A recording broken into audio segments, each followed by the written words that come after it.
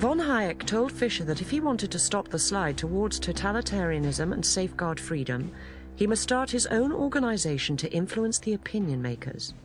Fischer agreed. He would use his money to found a think tank. He called it the Institute of Economic Affairs. But Fischer needed someone to run it. At a Conservative meeting in East Grinstead in 1949, he heard an eager young Conservative give a stirring speech on the ills of wartime food rationing continuing in peacetime. I can remember vividly the context of my talk was about the free market and the difference between the free market and rationing, which was then going forward. We still had rationing and controls and all that stuff. I get up wondering what I'm going to give the boys to eat, and the stuff I have to put in front of their father doesn't bear thinking about. I did hope we might have it a bit easier now that there's no more war, but instead of that, it's worse. Fischer and Harris shared the feeling that Britain was going to hell in a handcart, pulled by politicians of every persuasion.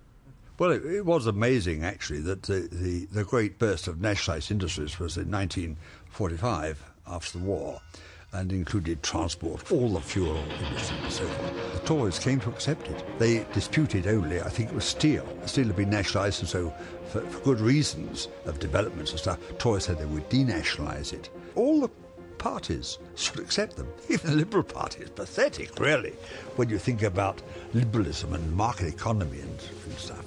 It was a period, really, of collective amnesia, madness. At first, Harris seemed to Fischer too good to be true.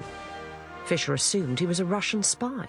One of his great bugbears was Soviet Russia, communism and all of that horrible post-war stuff.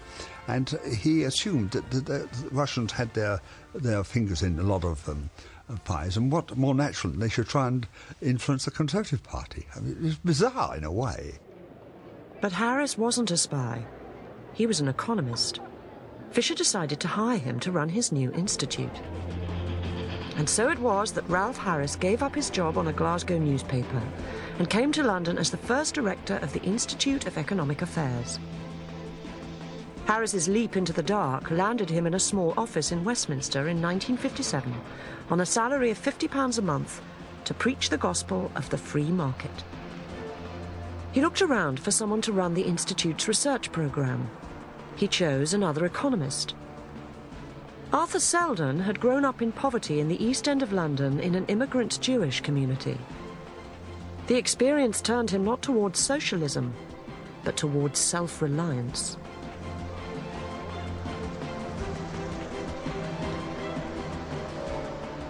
I think Arthur's guiding principle was that people could make choices for themselves much better than government. And people would spend their own money much better than government would spend it for them. That was the key of his belief, which he never varied from. He didn't like governments. He never even flirted with the idea of socialism, never. And that was remarkable, really, because think what a very poor boy he was. What a very poor boy. And he lived his childhood among people who were very poor in the East End of London. He had a remarkable mind, you know, to get out of that. Young Arthur's remarkable mind took him to the London School of Economics, where he too fell under the spell of the free market and von Hayek. He joined Harris at the IEA as research director. Selden's task was to fight socialism and argue the case for the free market, something he had had some experience of, for he was married to the daughter of a communist. Communism seemed to be somewhat repressive, and there were still people who were telling other people what to do in communism. And it seemed to me in classical liberalism, people weren't telling other people what to do, and there was a difference. And anyway, I gradually became an ardent classical liberalist, which was just as well, because I was married to Arthur for 58 years. Selden, a liberal free marketeer, and Harris, the former Conservative education officer, forged their own independent line of economic inquiry, unallied to any political party, but very much leaning towards what today would be called the right. Together, Harris and Selden turned out a stream of pamphlets designed to influence academics, journalists and politicians. Their message was simple. The free market was good, government interference bad. They were widely thought of as being close to the lunatic fringe.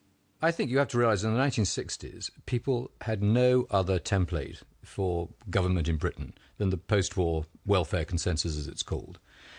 You had broad agreement between the political parties on that. The only slightly sort of wild-eyed dissent came from either the left, the far left, or what I wouldn't call the far right, but certainly the libertarian right. Harris and Selden saw themselves as optimists, believing that given freedom, people would be enlightened enough to help one another. In contrast, the conservative older guard was pessimistic, believing people needed guidance and a helping hand. There was a consensus among the parties. Capitalism should be tempered by socialism. There was only one institutional voice against this, and it wasn't the Conservative Party, it was the Institute of Economic Affairs. The Institute of Economic Affairs was beavering away on its own. They were pretty appealing stuff at that time, because they were saying there is an alternative to all this, you know. It's called the free market. For the big idea to thrive, the government mustn't think it could plan the economy. We were told that we had won the war through planning, and therefore the peace was now with us, and we must plan. We must have planned industry, we must have planned employment policies, and so on. And so planning was the great in thing. That, to me, was totally misconceived. It was totally misconceived because you learn in economics that the motive power of any economy, the driving force in the economy, is individual action. And so Harris and Selden hammered away at their message, seeing evil all around, speaking to many, being heard by few.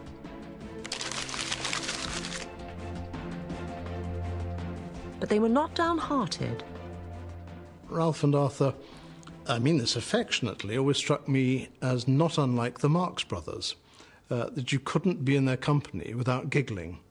And they were wonderful at ridiculing the absurdities of both our politicians and of the civil servants' pretensions. I had good fun.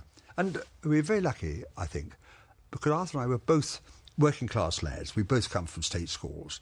And often the people who held our views were public school men, and they would present themselves. They'd be anti the welfare state, anti trade unions, and they would parody the argument that we wished, the serious argument we wished to make about reform, and so that we had a lot going for us.